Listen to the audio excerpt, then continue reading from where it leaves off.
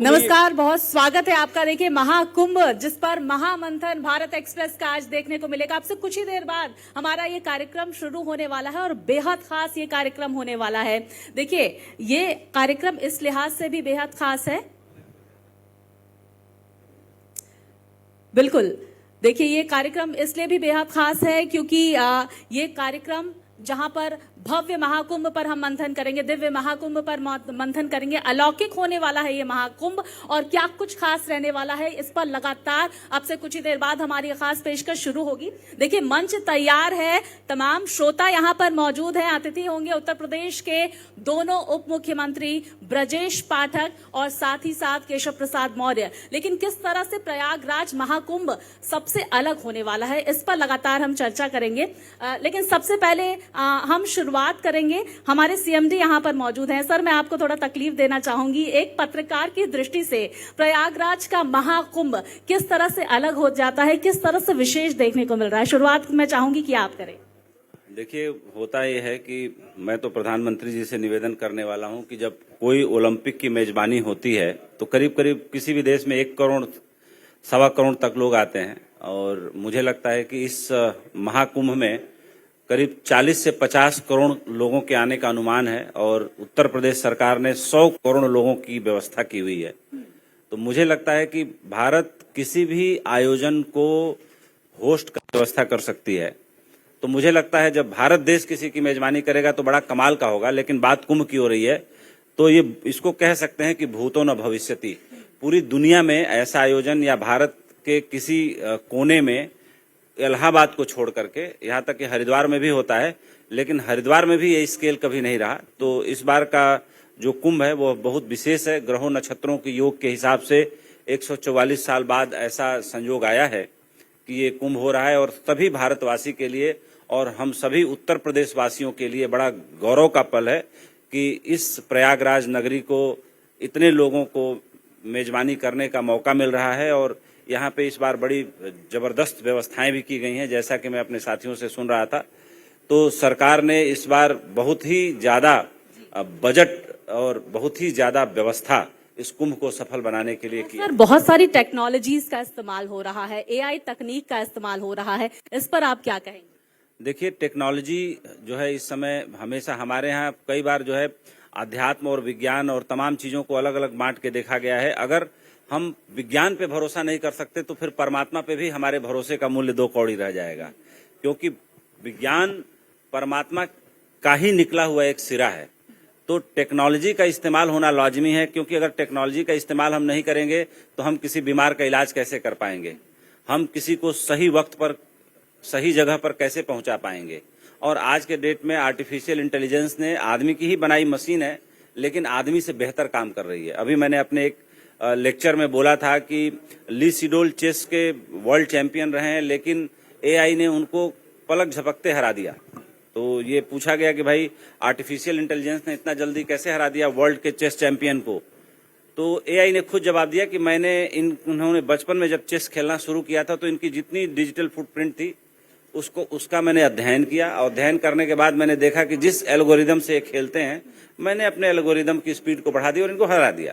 तो कहने का मतलब है कि जो चीजें हम बना रहे हैं, जो कर रहे हैं, जैसे जिस दवा को आदमी ने बनाया है, जो वैक्सीन है आदमी ने ही बनाई है, लेकिन आदमी बीमार पड़ता है तो वही वैक्सीन उसको ठीक कर देती है।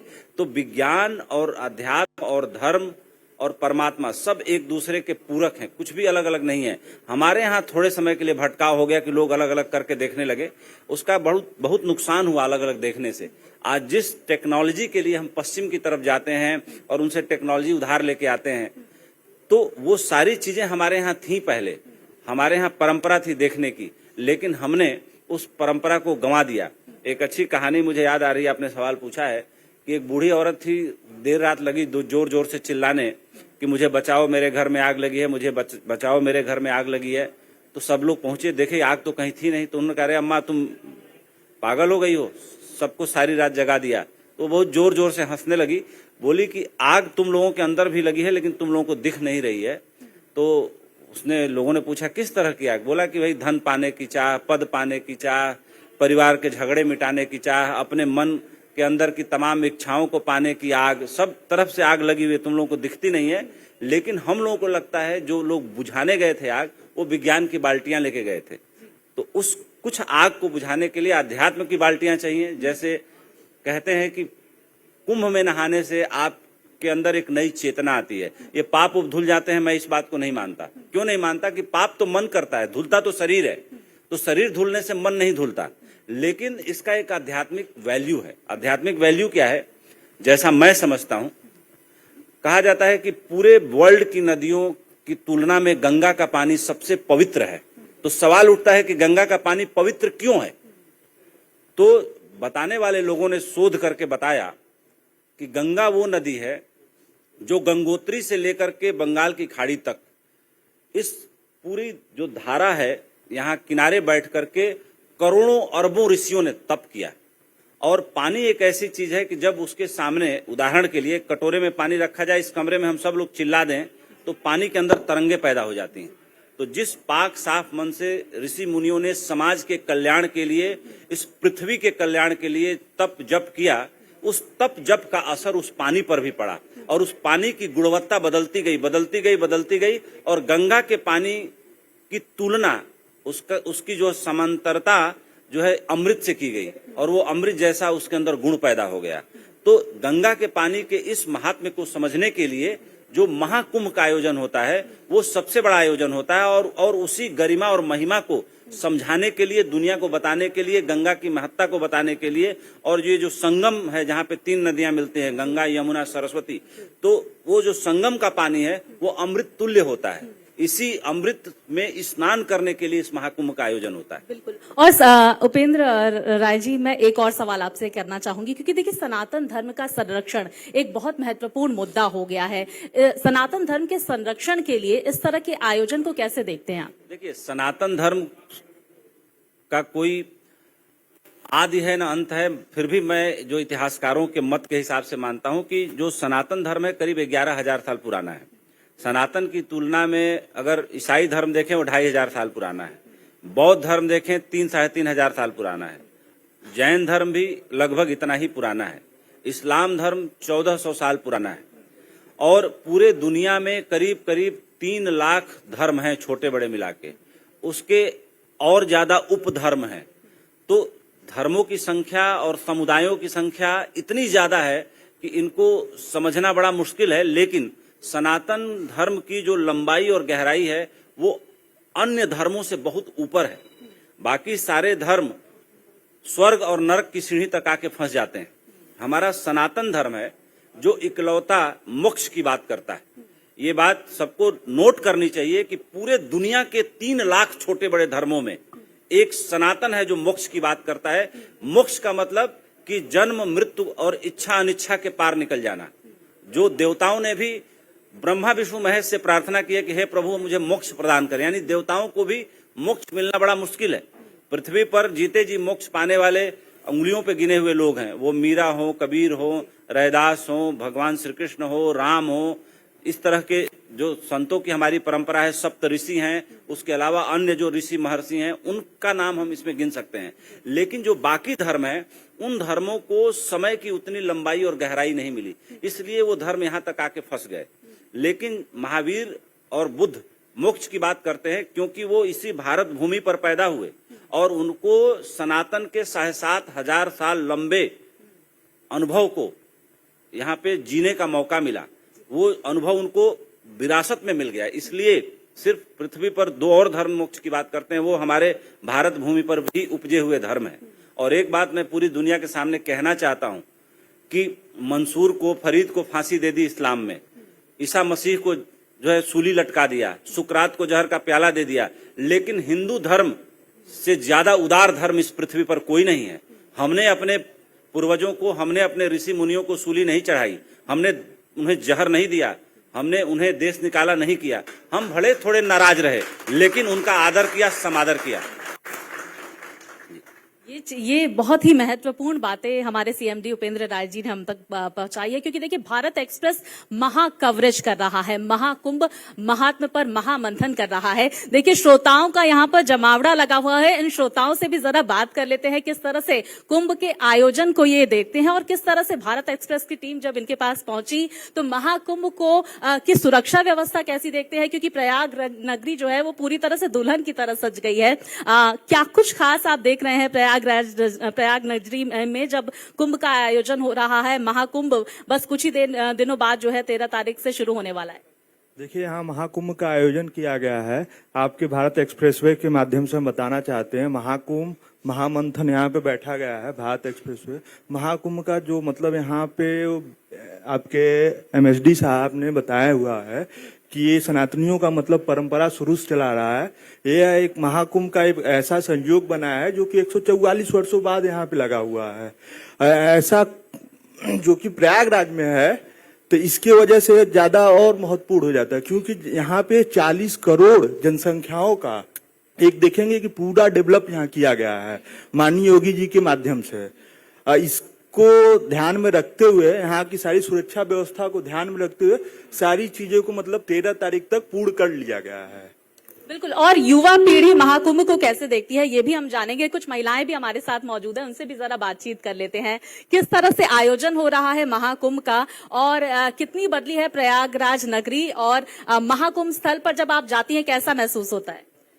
बहुत ही सुंदर आयोजन है और प्रयागवासियों के बिहाफ पे मैं पूरे भारतवर्ष और विश्व से लोगों को इनवाइट करना चाहती हूँ कि आप जरूर आइए और इस समागम में सराबोर होकर देखिए। आज हमारे बच्चों को, युवाओं में भी मैं जागरूकता देख रही हूँ, जो कि पिछले कुंभों में उतना नहीं था, पर इस बार बच्चे भी एक्साइटेड है, यूथ एक्साइटेड है कि हमें एक बार जरूर आना है। क्योंकि जो संत यहाँ हमें मिलेंगे, जो ज्ञान यहाँ पे आता है, वो उसकी लाइक वाइब्रेशंस अलग हैं। मैं आपको ये कह सकती हूँ, अगर आप मन साफ करके डिवाइन लाइट की खोज में आएंगे, आपको मिलेगा यहाँ, आपके चक्रास क्लीन होंगे, आप बहुत कुछ लेकर जाएंगे साथ में। जो स्पिरिचुअल ग्राउंड है प्रयाग का, उसको एक बार एक्सपीरियंस करने जरूर आइए। बिल्कुल। देखिए श्रद्धा भक्ति का अनूठा संगम यहाँ पर देखने को मिलेगा और इसी संगम पर महामंथन कर रहा है भारत एक्सप्रेस। इस पर चर्चा करेंगे। मेरे वरिष्ठ सहयोगी प्रवीण हमारे साथ जुड़ गए हैं। प्रवीण, क्या कुछ खास रहने वाला है आज के हमारे इस कार्यक्रम में, और भारत एक्सप्रेस किस तरह से महाकुंभ की महा कवरेज करने वाला है, ये जरा हमारे दर्शकों को बताएं। सबसे पहले आप सबका बहुत बहुत स्वागत है यहाँ पर इस मंच पर। और ये बड़े सौभाग्य का विषय है कि अभी एक कॉन्क्लेव वैसे हमने देहरादून में भी किया, लेकिन उससे पहले बनारस, बिल्कुल इसी अंदाज में, मुझे याद है कि आध्यात्मिक नगरी वो भी कहा जाता है। लेकिन जैसे भारत एक्सप्रेस के सीएमडी आदरणीय उपेंद्र राय जी ने अभी बहुत विस्तार से इस बात को बताया है कि क्यों ये महाकुंभ बहुत विशेष है, कई मायनों में खास है। 40 करोड़ आबादी, दुनिया में सिर्फ 2 ही देश हैं जिनकी आबादी इससे ऊपर की है, और महाकुंभ में इतने लोग सिर्फ प्रयागराज में आ रहे हैं, तो बहुत लकी। एक बार जोरदार तालियां इस प्रयास के लिए बजाएं। मुख्यमंत्री योगी आदित्यनाथ जिस अंदाज में पहले दिन से लगे रहे, उससे बहुत स्पष्ट हो गया कि कितना बड़ा ये आयोजन होने जा रहा है। वैश्विक पटल पर प्रधानमंत्री श्री नरेंद्र मोदी जहां भी गए, वहां पर उन्होंने महाकुंभ में सभी लोगों को आमंत्रित किया। इससे बहुत स्पष्ट हो जाता है कि वो भी चाहते थे कि पूरी दुनिया देखे प्रयागराज में किस तरह की तैयारियां की गई हैं। और विश्वास करिए, जब मैं आया, मुझे बहुत समय बाद आने का मौका मिला, इलेक्शन कवरेज के दौरान आते थे। प्रयाग पहले से डेवलप हुआ, लेकिन अभी आने के बाद ऐसा लगा आंखें चौंधिया गई हों एकदम। आप में से कितने लोग प्रयाग से हैं? तो बहुत बदल गया होगा, बहुत खुशी हो रही होगी। तो ये है प्रयाग का बदलाव, और निश्चित तौर पर उत्तर प्रदेश सरकार का ये एक बहुत बड़ा प्रयास रहा है। एक दुनिया का सबसे बड़ा आयोजन, दुनिया का सबसे बड़ा मेला, दुनिया का सबसे बड़ा पर्व, एक ऐसा पर्व जहां किसी मंदिर में, किसी प्रतिमा के सामने नहीं, बल्कि संगम में डुबकी लगाने के लिए दुनिया भर से लोग पहुंच रहे हैं। अब इस कॉन्क्लेव की बात करते हैं, जो स्वाति ने कहा है, ये बहुत एक संगम नगरी में एक संगम आपको यहां पर देखने को मिलेगा। राजनीति के धुरंधर, अभी आप प्रदेश के दोनों उप मुख्यमंत्रियों को एक साथ देखेंगे। माननीय उपेंद्र राय जी भी यहाँ पर मौजूद रहेंगे और बहुत मुमकिन है कि उन दोनों से बातचीत देखें। आप बड़े लंबे अंतराल के बाद दो लोगों को एक साथ आप मंच पर देख सकते हैं, इस बात की पूरी उम्मीद है। दोनों आ रहे हैं, दोनों साथ में आए, इसकी हम अपेक्षा करते हैं। पहली चीज ये रहेगी, इसके बाद एक के बाद एक कई अखाड़ों के महामंडलेश्वर, तमाम बड़े ऐसे चेहरे, आध्यात्मिक चेहरे जो कुंभ में बहुत महत्वपूर्ण हैं, वो सभी इस मंच पर आज जुड़ने वाले हैं, जुटने वाले हैं। तो ये आज कॉन्क्लेव की कुछ खास झलकियां रहेंगी। बिल्कुल, बहुत धन्यवाद प्रवीण जी। और क्योंकि बहुत सारे श्रोता भी हमारे साथ मौजूद हैं, उनसे भी जरा बातचीत कर लेते हैं। लेकिन क्योंकि महाकुंभ पर मेगा कवरेज कर रहा है भारत एक्सप्रेस, हमारे group managing editor Radheshyam Rai ji भी हमारे साथ मौजूद हैं। उनसे जरा समझ लेते हैं कि भारत एक्सप्रेस किस तरह से इस कार्यक्रम की मेगा कवरेज कर रहा है, क्या कुछ खास करने वाला है भारत एक्सप्रेस। राधेश्याम राय जी। इस कार्यक्रम में ये हमारा सौभाग्य है कि प्रदेश के दोनों उप मुख्यमंत्री हमारे मुख्य अतिथि हैं, जो इस कार्यक्रम का उद्घाटन करेंगे औपचारिक। हमारे चेयरमैन और editor in chief Upendra Rai ji साथ में हैं। हमारे लखनऊ की पूरी टीम है, उत्तर प्रदेश ब्यूरो साथ में है। और इस कॉन्क्लेव में हम लोग इस महाकुंभ में जो विभिन्न विषय हैं, उत्तर प्रदेश सरकार ने जिन विभिन्न विषयों को लेकर के पिछले कई महीनों से दिन रात एक करते हुए जो तैयारी की है, 40 करोड़ लोगों का आगमन होगा इस महाकुंभ में। इतनी बड़ी आबादी, इसकी तुलना की जाए तो पूरे यूरोप के आधी आबादी से भी ज्यादा आबादी यहाँ इस एक छोटे से शहर में आएगी। और उसके आवागमन की, उसके रहने की, उसकी सुरक्षा की तमाम ये जो चुनौतियां हैं, इसको उत्तर प्रदेश सरकार और केंद्र सरकार ने मिलकर के इसको पूरा किया है।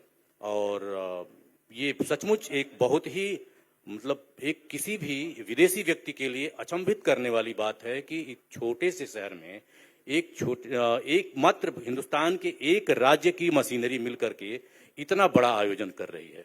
ये सचमुच बड़ा गर्व करने वाला विषय है। तो भारत एक्सप्रेस इन्हीं तमाम विषयों पर चर्चा करेगा और हमारे दर्शकों से उनकी राय जानेगा। धन्यवाद। Thank you so much. क्योंकि बहुत सारी ऑडियंस भी हमारे साथ मौजूद है, उनसे भी जरा बात कर लेते हैं। युवा पीढ़ी हमारे साथ मौजूद है और इस महाकुंभ को वो कैसे देखते हैं, इस पर विस्तार से हम लगातार चर्चा करेंगे। हमारे साथ कुछ स्टूडेंट्स मौजूद हैं, उनसे जरा बातचीत कर लेते हैं।